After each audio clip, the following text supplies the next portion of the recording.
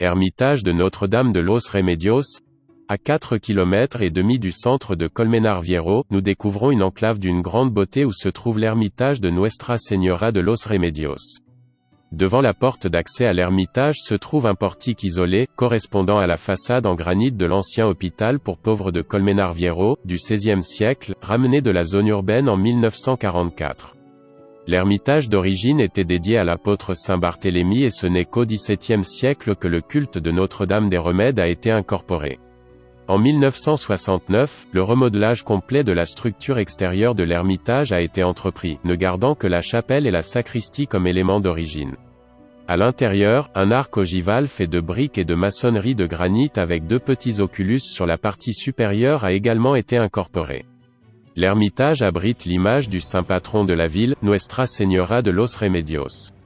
En raison de ses petites dimensions, il est possible qu'il ait été sculpté pour être porté par les armées médiévales pendant les batailles et qu'à la fin de celles-ci, les Mendoza, seigneurs du Real de Manzanares et ses contours, soient livrés à la paroisse de Colmenar Viejo, la principale de la région. Afin qu'ils reçoivent le plus grand culte possible.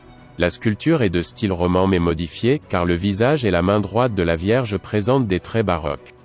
L'aspect actuel de la sculpture est découvert en 1914 lors de la restauration de l'image vénérée.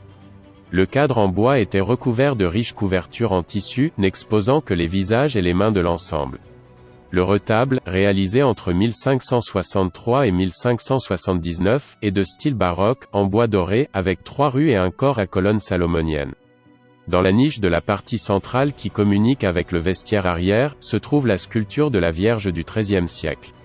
À l'intérieur du temple, il y a un pilier de granit, retrouvé lors des travaux de l'ermitage, de forme quadrangulaire, réutilisé comme autel ou pilier et lieu où la Vierge est apparue.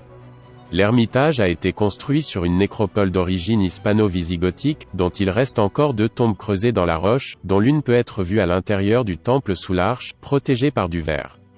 Les découvertes archéologiques nous informent de la présence de petits centres de population qui ont organisé cet espace vers le 7e siècle après Jésus-Christ.